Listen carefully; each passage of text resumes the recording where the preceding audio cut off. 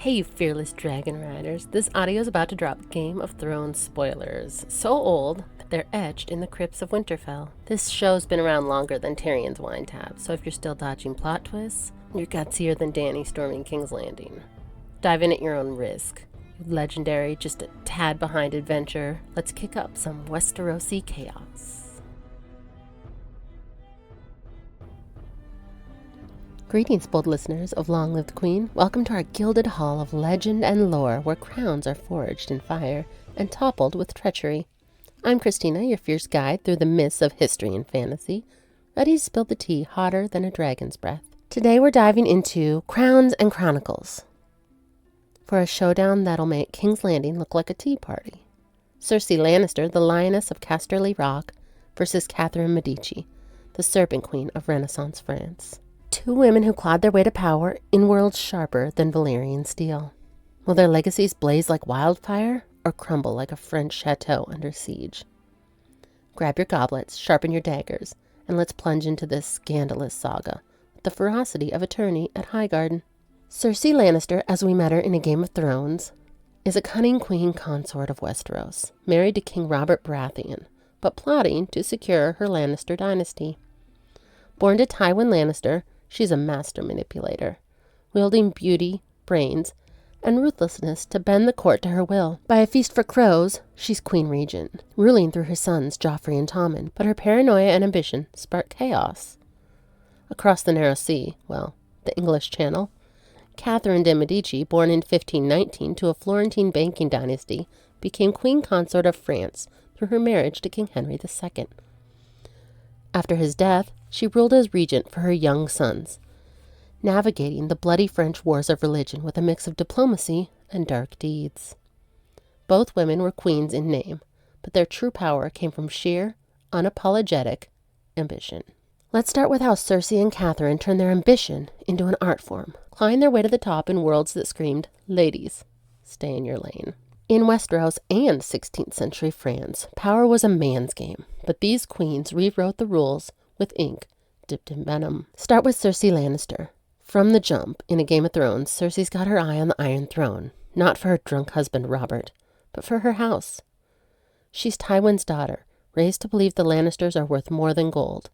Her marriage to Robert is a strategic move, but when it proves useless, Cersei takes matters into her own hands. She ensures her children, Joffrey, Myrcella, and Tommen, are Lannisters in all but name, secretly fathered by her brother, Jaime.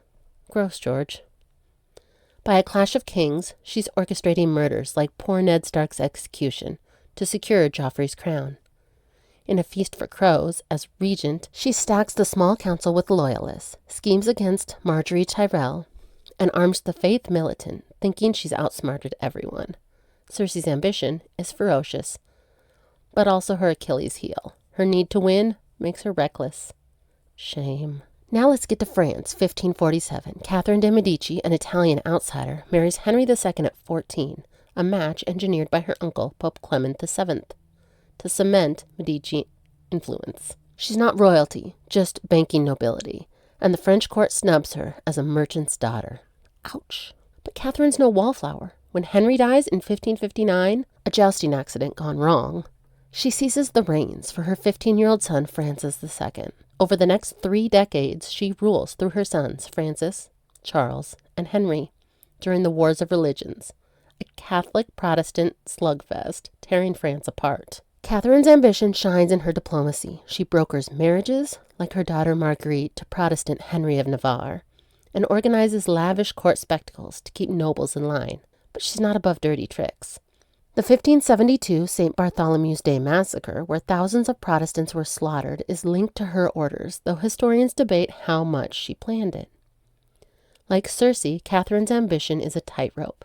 She's a master strategist, but her ruthless moves, like that massacre, stain her legacy. Both women faced glass ceilings and smashed them with warhammers. Cersei's ambition thrives on defiance. She'll burn King's Landing to the ground before bowing to rivals. Catherine's is subtler, weaving webs of alliances while keeping her sons' crowns intact. But both had a price. Cersei's schemes alienate allies, leading her to a walk of shame, while Catherine's machinations fueled civil war, earning her the Black Queen nickname. Her ambition screams, "I am the storm," but also lights the fuse for their downfall. Let's talk about Cersei and Catherine as mothers, fierce lionesses protecting their cubs, but with flaws that could fill a maester's scroll. In Westeros and France, these women saw their children as extensions of their power. But their love came with a side of chaos. Cersei's motherhood is her heart and her curse. In A Game of Thrones, we see her doting on Joffrey, Myrcella, and Tommen, her golden Lannister babies. She'll do anything to keep them safe. Murder, treason, you name it. Joffrey's her pride and joy, despite him being a sadistic little monster. She pushes him to rule with an iron fist, whispering, "Everyone who isn't us is an enemy." By a clash of kings, her indulgence backfires. Joffrey's cruelty sparks riots in King's Landing. Cersei's no better with Tommen in A Feast for Crows, smothering him as regent while ignoring his gentle nature. Her love is obsessive, binding her to her children. She ignores a prophecy from her youth, Maggie the Frog's warning that her children will die, which haunts her in A Dance with Dragons. Cersei's like that mom who'd fight a dragon for her kids, but forgets to teach them not to poke the dragon first. Her protectiveness fuels her power grabs, but it also isolates her, as she trusts no one but her own blood. Over in France, Catherine de Medici's motherhood was her lifeline in a cutthroat court. With 10 kids, 7 surviving infancy, she had a dynasty to secure. Her sons, Francis II, Charles IX, and Henry III, were her pawns in a chess game against nobles and religious factions. When Henry II died, Catherine became the ultimate stage mom, ruling as regent for Francis, then Charles, who was just 10 in 1560. She coached them through councils, negotiated their marriages, and even toured France to shore up loyalty. But her love had blind spots. Charles, frail and unstable, leaned on her too much, and rumors swirl that she influenced the St. Bartholomew's Day massacre to protect him from Protestant plots. Henry III, her favorite, was a flamboyant disaster, more into fashion than ruling. Catherine's over-control stifled her son's independence, and her daughters, like Marguerite, rebelled against her matchmaking. Like Cersei, she saw her kids as her legacy, but her meddling, think medieval helicopter mom, weakened their reigns and fueled France's chaos. Both queens poured their hearts into their children, but their flaws turned love into a liability. Cersei's indulgence created tyrants and pushovers, while Catherine's control bred weak kings and resentment. Their motherhood was a shield and a sword, protecting their dynasties but cutting their own legacies. First, let's dive into how Cersei and Catherine danced through courts crawling with vipers, where betrayal was as common as bad mead. These queens facing backstabbing allies, scheming rivals, and their own paranoia, and still they kept their crowns, mostly, intact. Cersei's court in King's Landing is a snake pit. In Game of Thrones, she's juggling Robert's neglect, Ned Stark's honor, and her brother Jaime's reckless love.